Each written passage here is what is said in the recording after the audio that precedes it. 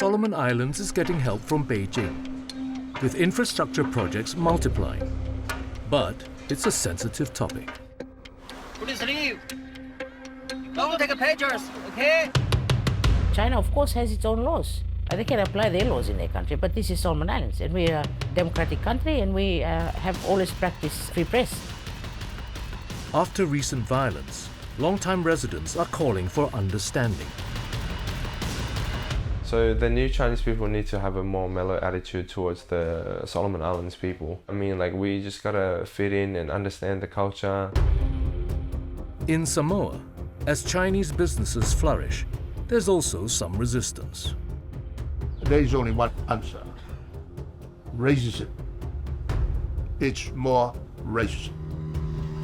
I mean, Samoans, I think from the outside, we are made to be seen as vulnerable to China, and we are victim of China aid and Chinese foreign investment, but we're much smarter than that. The Chinese have a long history in the Pacific and now look set to be a bigger part of its future. What will traditional Western partners do about that?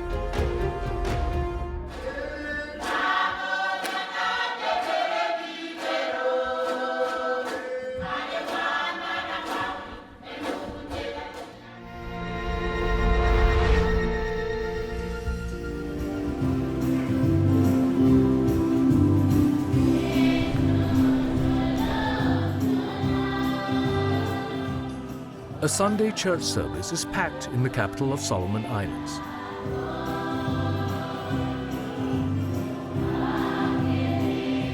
It's a typically peaceful scene.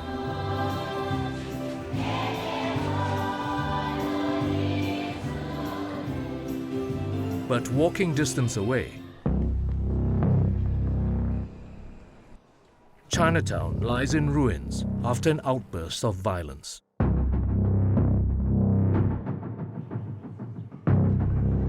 What is going on in this sleepy corner of the Pacific?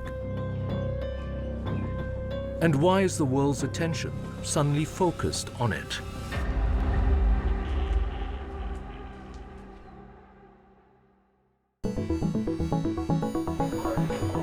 These are busy times in Honiara. The US Navy is in town, with a hospital ship providing treatment for locals. Meanwhile, Japan is rebuilding the road to the airport. It goes past the biggest project of them all, a huge sports stadium being built by China.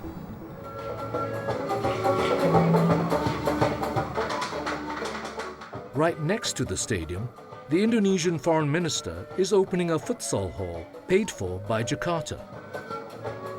Also on hand is Solomon Islands Prime Minister Manasseh Sogavare, who's been at the center of a geopolitical storm. He's quick to state his approach. We operate on a very clear policy of friends to all and enemies to none. What we see here today, ladies and gentlemen, is a visible transformation of that policy into something tangible. His words have become a common refrain as he justifies having ties to more countries, in particular China. Early 2022 saw a flurry of leaked documents. One was a memorandum of understanding to create an aviation hub. China would upgrade more than 30 airfields, and the Solomons would buy Chinese aircraft. Even more controversial were documents showing the countries were planning a security pact. They mention armed police and military personnel, plus relevant forces of China, to protect projects. There's also logistical replenishment and stopovers for Chinese ships. Could a military base follow? Those documents were posted by a Pacific security expert in New Zealand. The reaction was surprise and anger that the pact could not be prevented. Australia's opposition called it the worst foreign policy blunder in the Pacific that Australia has seen since the end of World War II. 他们觉得很震惊，就是怎么好像中国千里之外，怎么跑到他们说他家门口啊，实际上这个所罗门群岛离澳大利亚也有1000多公里了，并不是他们家门口，所以他们认为这个就是我的后院吧，或者说是我的势力范围。像美国也说这个世界是我的。Others caution a restrained approach to the controversy. It's not like China suddenly arrived at our doorstep, you know. They have been around a long, long time. Nations around the Pacific region are celebrating 50 years of relationship with China, 40 years in some cases. And so I think to turn around and make all those statements there, I thought actually we should have maintaining contact and relationship and better understanding the needs of the nation. I was not surprised because I had realized that at the time that some of our traditional partners were not really taking good care of their relationships with the islands of the Pacific. And there cannot be a vacuum in international strategic considerations. People and countries have to survive. They have to trade. So as it happens in vacuums of all types, other forces move in to fill the vacuum.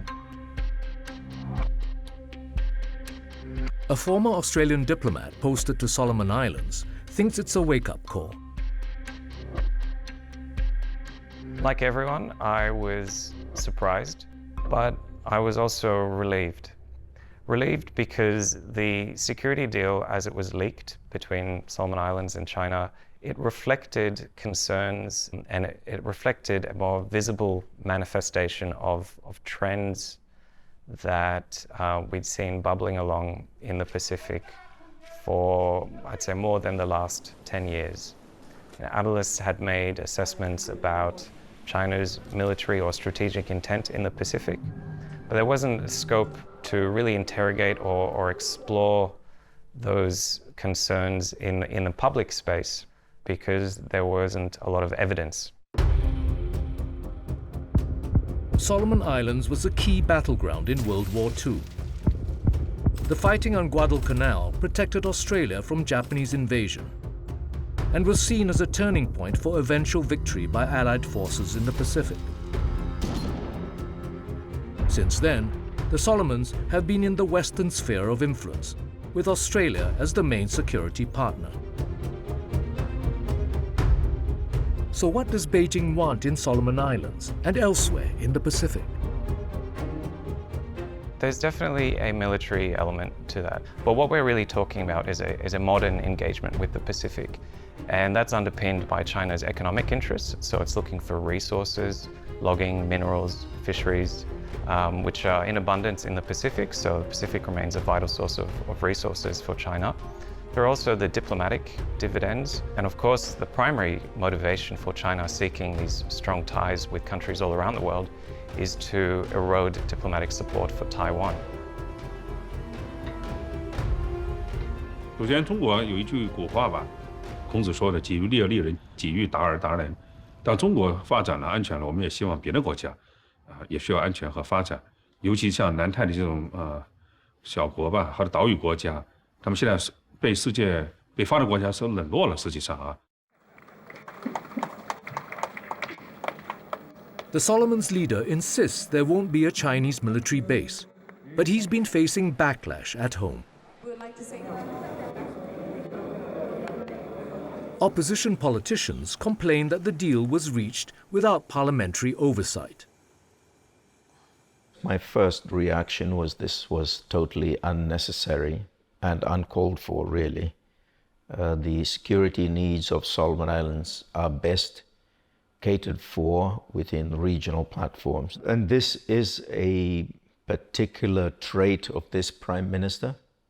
This is a Prime Minister that has mastered the art of political deception. And secrecy, obviously, is critical to a strategy of political deception. But it is a deception of the worst kind because he is making decisions for which he has no political mandate from the electorate in the last elections. And this is, I think, the real reason for the security pact. He needs the support, military or security support of an authoritarian regime that would not balk at giving him that kind of support in the face of, say, popular protest. Local journalist Dorothy Wickham and her colleagues boycotted a press conference with the visiting Chinese foreign minister. They say only 2 questions were allowed, severely limiting discussion of the security pact. So we don't know whether that was something that the Chinese delegation insisted on or whether it was from our government. And that concerned us because, I mean, we're a democratic country and we have freedom of the press, and China, of course, has its own laws. They can apply their laws in their country, but this is Solomon Islands, and we're a democratic country, and we have always practiced free press. So we were totally insulted that they came and, and then our government agreed to go along with this if it was coming from the Chinese, but I don't know where that came from. People have asked me, are you pro-Australia, are you pro-US, are you pro-China? I'm not pro-anybody. I'm beholden to my country. So if China can help us and provide things that maybe our other traditional donors cannot or will not provide, then who am I to complain? I mean, my country is struggling. Now, whether they do it correctly and it's above board, it's accountable, it's transparent to Solomon Islands, that's my issue as a journalist and as a Solomon Islander. We need to know, what are you giving away? And that's my stand.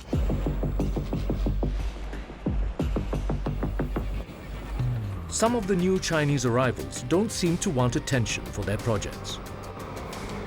Don't take pictures, okay? And meet long-time Chinese residents dealing with the fallout as local politics and international geopolitics heat up.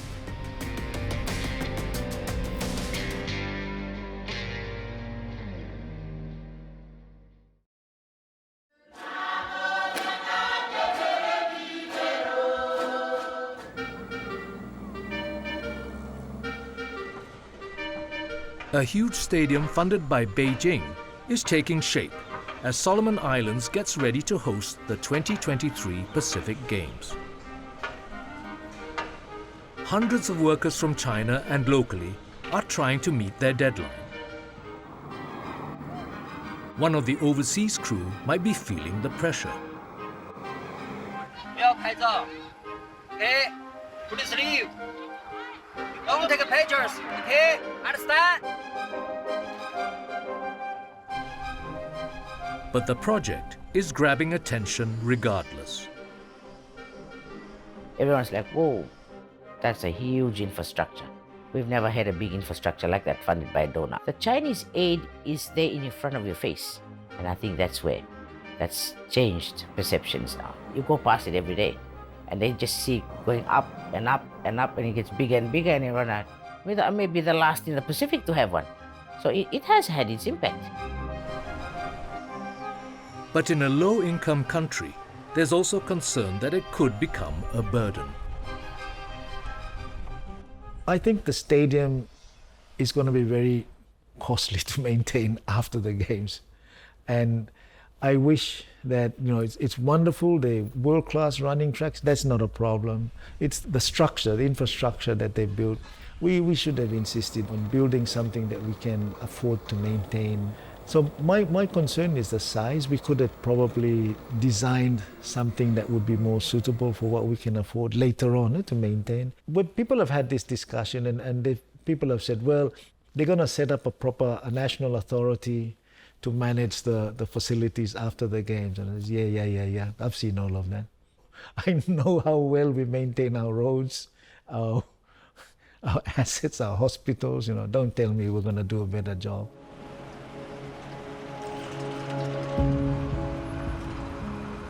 Elsewhere, Chinese ventures are trying to gain a foothold in a challenging environment. Next to a squatter area, a mall is half empty, with the country's first escalators not even running.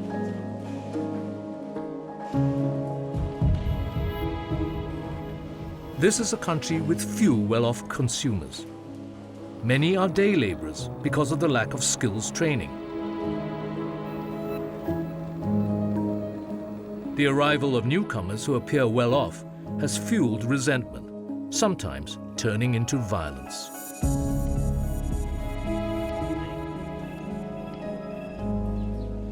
and it spilled over to hurt long-established Chinese. Shilling Wong was born in Solomon Islands. His neighborhood is now in ruins. In November 2021, a crowd marched on the nearby parliament to protest the country's switch of recognition from Taipei to Beijing. Police blocked them, and then rioting broke out. Looters attacked Chinatown, and Shilling lost everything. This is my hardware shop. This is my clothing shop. This is my jewelry shop. Yeah. He also lost his home, but wants to rebuild. Me like I'm come back like here because I'm placed from me. I'm called Thomas because I'm now.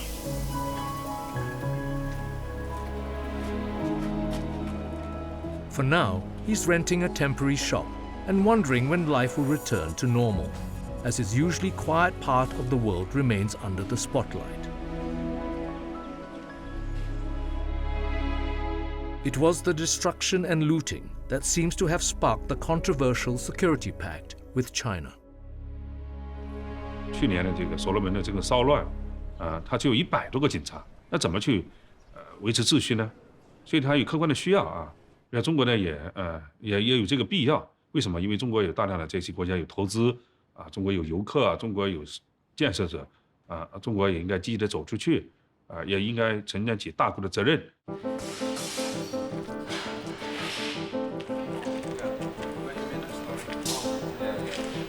Alex Zheng has lived here since he was a baby and now runs the family hardware and construction business. So during the riot, I was in Oz. I was following everything.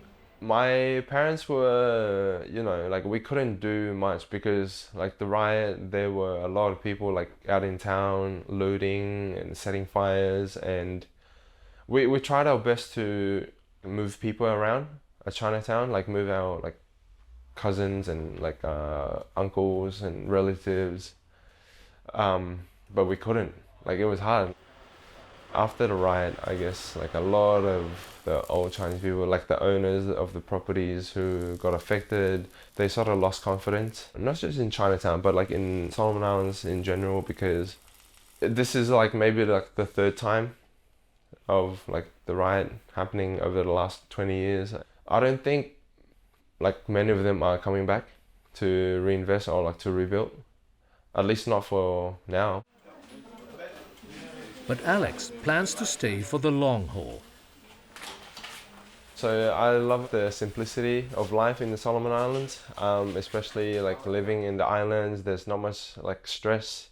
There's no pressure on like, oh, you have to find a job and like be an accountant, be a lawyer. Like usually in the Asian culture, we get pressured off to like become someone that our parents want us to be, instead of being free and being like having that mentality of like just doing what you want as you grow up.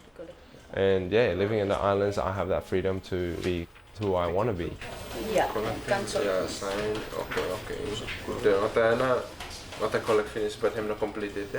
Yes. Definitely knowing the language and understanding the culture in the Solomon Islands. Also, yeah, just caring about like how people live in the Solomon Islands and what they do.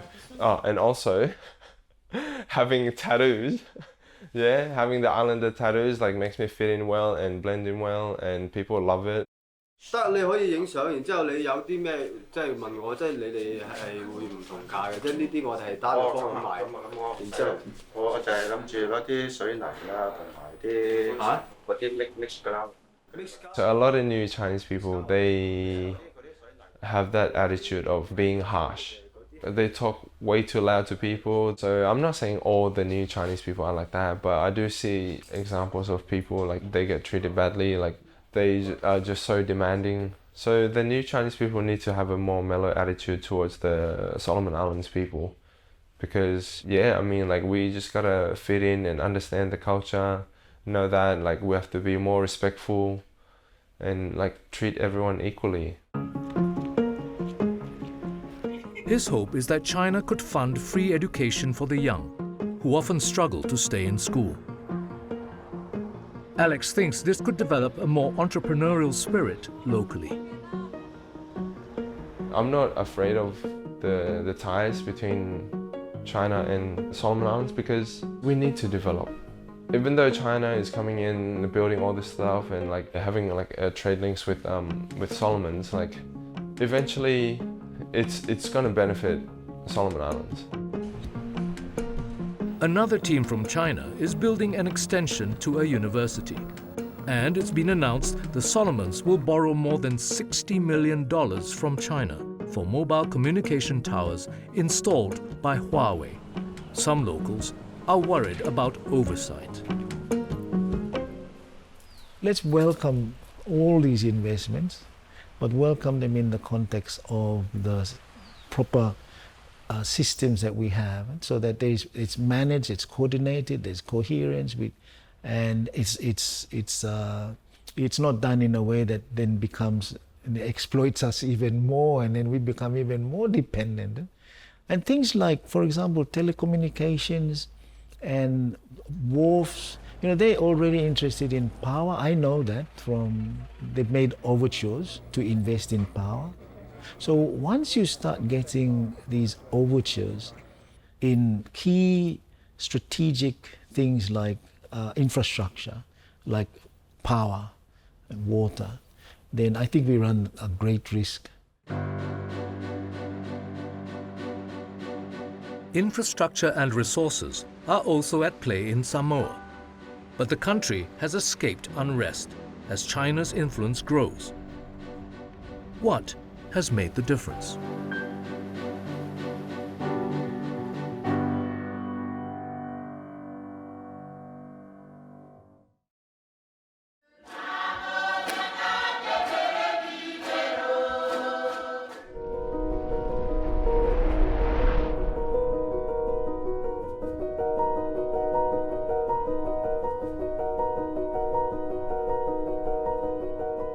The waterfront in Samoa's capital city has a new feature. It's a friendship park built by China as a goodwill gesture. It reflects a growing presence here and also an emphasis on soft power. This has helped avoid the unrest seen in places like Solomon Islands. Elsewhere in the city, China has completed a new cultural center, which is yet to open. But not everything is working out smoothly for the superpower and its local supporters. A planned new wharf at Vaiusu Bay with Chinese backing caused controversy and became an election issue. It was scrapped in 2021. The new government said it wasn't necessary. In echoes of debates in Solomon Islands, an MP suggested the wharf might have a dual use as a military facility. That argument is rejected by the man who backed the project. There have been a lot of criticisms that are very shallow and stupid. They say that it's going to be a Navy headquarters. Why should Chinese come here all the way to a much smaller island? It's a very small project. But I know that it was done by a lot with political reasons, New Zealand and Australia, because of the usual anti-Chinese stance.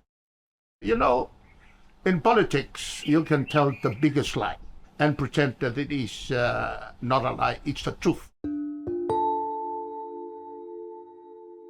The former leader is looking to the next election and insists the project is not dead. Our reaction is only when we come back again that we can see that project reactivate. Tuelapa opened Samoa up to China earlier than many other Pacific countries. He says it was the right thing to do for a country with fewer than 200,000 people. Soft loans allowed the construction of the main government complex and other major buildings. We were able to secure funding from them. They have been beneficial. in the sense that we got assistance, which we did not or are not able to get from elsewhere. At the current wharf that the former leader claims is too small, there's another sign of China's presence: fishing boats.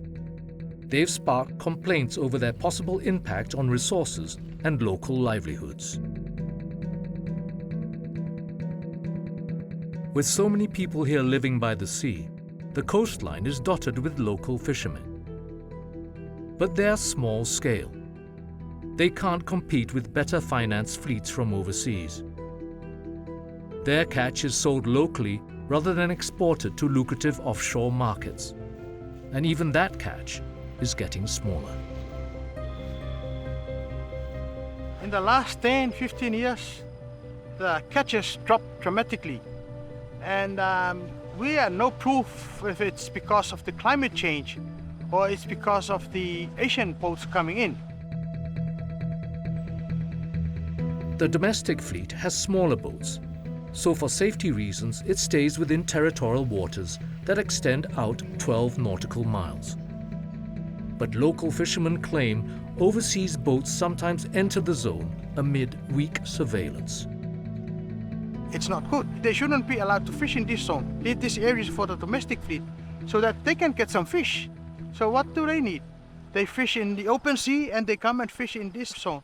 And the domestic fleet gets nothing, no catches. Definitely, most of these boats are from China and they are fishing here in the Pacific Ocean. And I have no idea of how they come about to fish in the sea. Maybe of any political issues, but I have no idea of that. His family runs a fish shop and has managed to stay in business.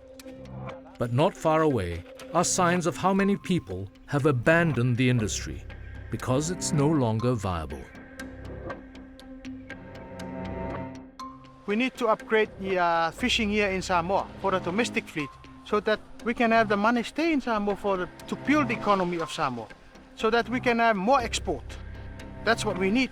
The more export we have, that's where we can develop the economy of our country. The economy is also on the minds of those watching the number of Chinese shops flourish in Samoa's villages, where most of the population lives. They compete against smaller, locally run stores, and some claim it's not a fair fight. Powerful village chiefs have banned Chinese shops in some settlements. This village used to have similar restrictions, but it changed its mind, and Noah's Dairy is one of the results. What's your name? Jing. Well, price-wise, sometimes they have better price. Also, there are people that get jobs from here, especially the youth. And we believe that it helps the people, local people around here.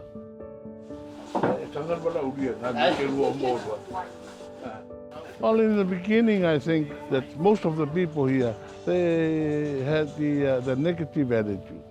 But now, we believe that it does a lot of good to the people of the village as well as the district and also the country as well. That they help a lot.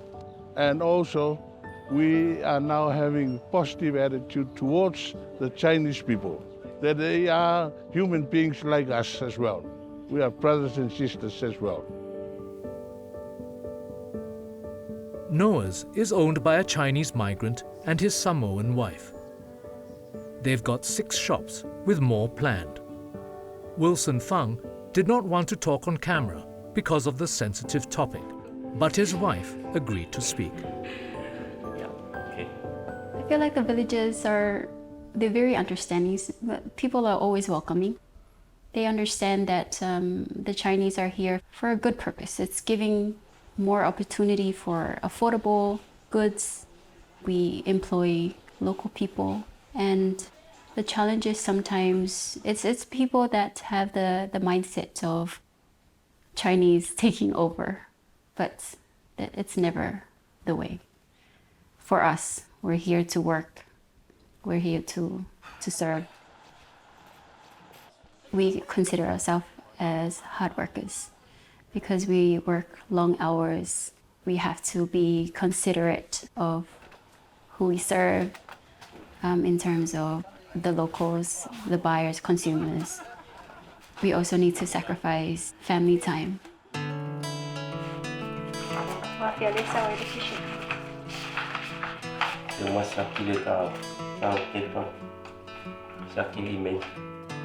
Chinese business people can get around certain restrictions if they're married to a local. This has caused complaints, but some say that's hypocrisy. There is no question about establishing a business.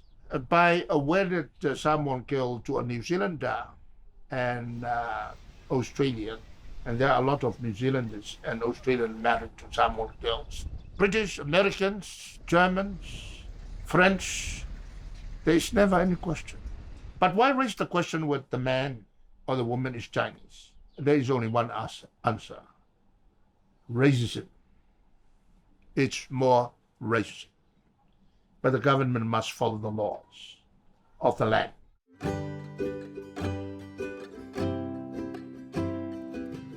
Ronna Lee is part Chinese.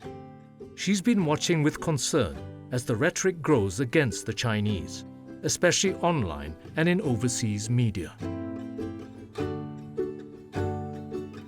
I mean, this fear that China is taking over Samoa is just, in my opinion, is rubbish, because our Samoan forefathers made sure that this is written into the constitution where lands and titles are protected, and the communal land, which makes up about 80% of the lands in Samoa, are protected under the constitution. I mean, Samoans, I think from the outside, we are made to be seen as vulnerable to China, and we are victim of China aid and Chinese foreign investment, but we're much smarter than that. I mean, I don't romanticize China. Just because I am Samoan Chinese, I don't think of them as, fairy godfather that's here to save Samoa from itself. But, there are immigration policies and legislations and investment acts and business acts that allow them to be here, much like everybody else. The new Chinese business people are just the most recent arrivals. Ronna is exploring her own ancestry to help uncover the longer story of the Chinese in Samoa. A wave of Chinese migrants arrived more than a century ago. And an archaeologist is looking even further into the past.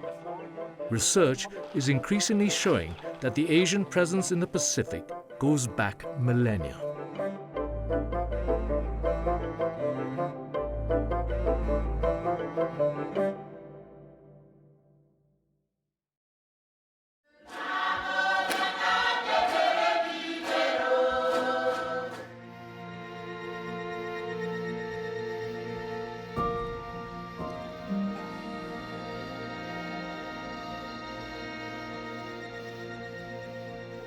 Samoa is a land of churches. It also has its share of graveyards. One is a Chinese cemetery that's not well known even to locals. Ronna Lee is a quarter Chinese and is dedicated to finding out more about her history. Now, I can't read Chinese myself, but I've been told that some of the writings on these tombstones have the names, the province, and always a message about wanting to return home. I mean, it's really sad, especially in Samoa. You're always surrounded by your family. And they came from a long, long way away, and they're buried here, and they're so far away from home.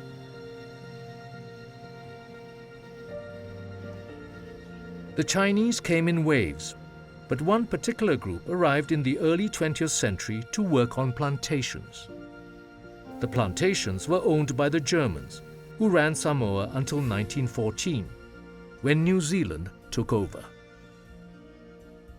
So my grandfather was one of these indentured laborers. He worked in the farm, and while he was here, it was indentured laborers, a nice term for slave labor, and that's the terms of the contracts they worked under. So they worked 6 days a week, and if they took a day off because they were sick, their pays would be docked.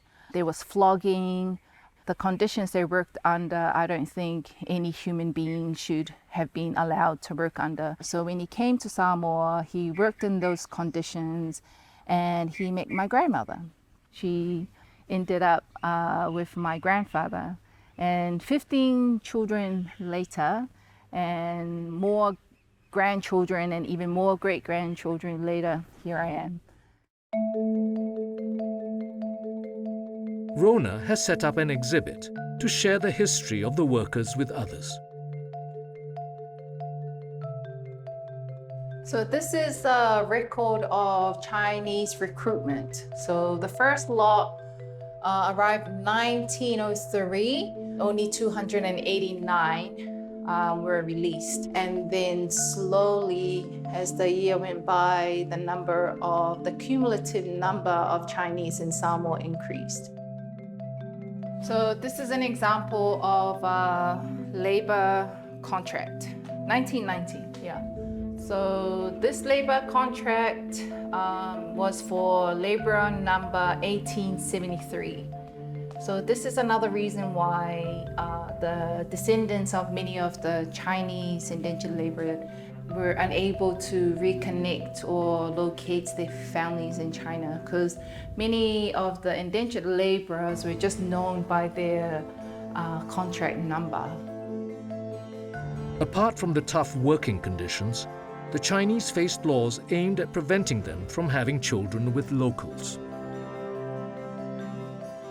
So this is the infamous proclamation, the very racist legislation that was passed under the New Zealand administration, under Robert Logan. So which basically prohibited Chinese from entering Samoan houses or marrying Samoan women. So there it is, so Proclamation 42. One of the cruelest measures was the expulsion of many of the Chinese up until the 1940s. Many of the men that were forcibly repatriated never made their way back to Samoa, to their families. And this is a sad part of history, because I think there are many Chinese Samoan families with Chinese ancestry who didn't have the opportunity to grow up around their Chinese fathers and grandfathers. After her own grandfather's death, a photo with names on the back helped her track down his family in China, and she went on a pilgrimage of sorts. And then there I was, meeting the very people that he was communicating with.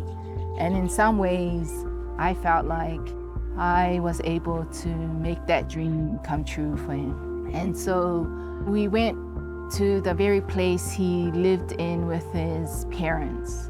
And the sad part about his whole journey to Samoa was that he never made it back to China to meet his parents. Rona's grandparents are buried at a family home in Apia. My grandmother wished for him to be buried on family land, surrounded by family every day. And when she passed on, he was exhumed and they were buried together, because that's how Samoan people do it. So it's Chinese and Samoan cultures coming together. I think it's beautiful.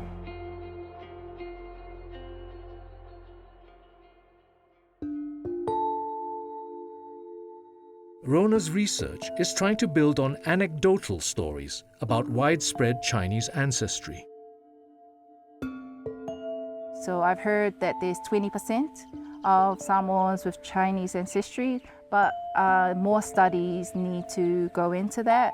There's so much room for more people to be able to research about who who they are as Chinese Samoan. It's my goal before I depart from this life.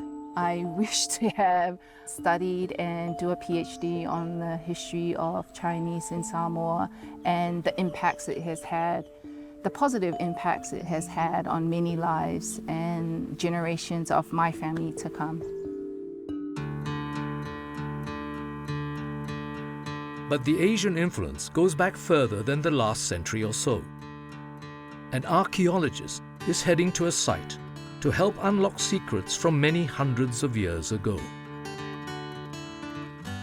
Yeah, this is a typical working environment for archaeology in Samoa. So back here in the bush, amongst the plantations, can't really see by the untrained eye, but some of the mounds, some of the kind of mounds covered in ferns and trees are actually ancient platform mounds and rock walls riddled throughout this landscape.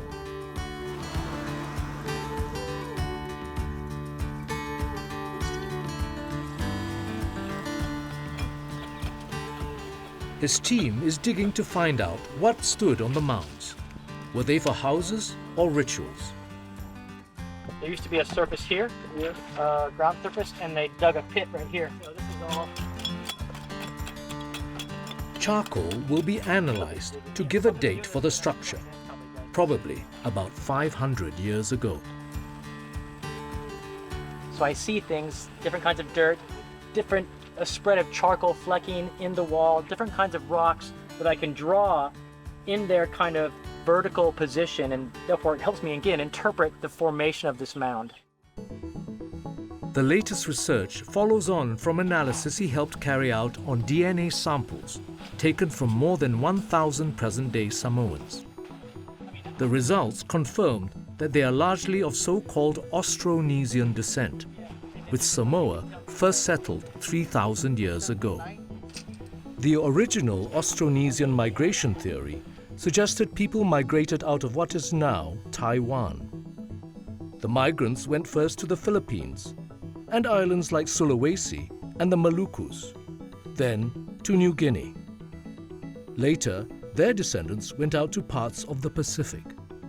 Simple hypotheses can be good hypotheses. But with more archaeological research in island Southeast Asia, more genetic research there as well, and similarly more genetic research out here in the Pacific and archaeological research, the story looks more complicated. It's still believed there were migrations out of Taiwan, but also within Asia, and back and forth between Borneo and New Guinea. Then, multiple migrations out into the Pacific occurred, over perhaps thousands of years. People in the Pacific have Asian ancestry, undeniable, because I guess more specifically, they have, first off, island Southeast Asian ancestry, because people in the Pacific came from the islands around New Guinea, and as well from the islands and island Southeast Asia. But to say that, for example, Samoans come from Taiwan is a ridiculous oversimplification. And granted, no academics would argue that's the case. However, it kind of gets distilled to that for the public. Oh, it's, because the argument is that this original migration out of Taiwan came from Taiwan into island Southeast Asia, and so it's really easy to tell the public that Samoans, Tongans originally come from Taiwan, and it just kind of sticks. It's been around for decades, that idea. Some of the Asian DNA in modern Samoans is likely related to that ancient population. Probably a very minor component is also modern Chinese migration, and Chinese arriving here as migrant laborers. So ancient history connects to the present day. And history continues to evolve with the new arrivals in Samoa and elsewhere in the Pacific. Away from dig sites and back in the world of geopolitics, what comes next in the battle for influence? Analysts say if other countries want to counter China, they need to step up. That includes making up for the mistakes of the past. There are thousands of American bombs still being discovered and still hurting Pacific Islanders. But China has its own problems. There's pushback in places like Fiji. environmental damage and lawsuits could hurt Beijing's image. Traditional partners like Australia and New Zealand are on the move to be better friends. The future of the Pacific has not yet been decided.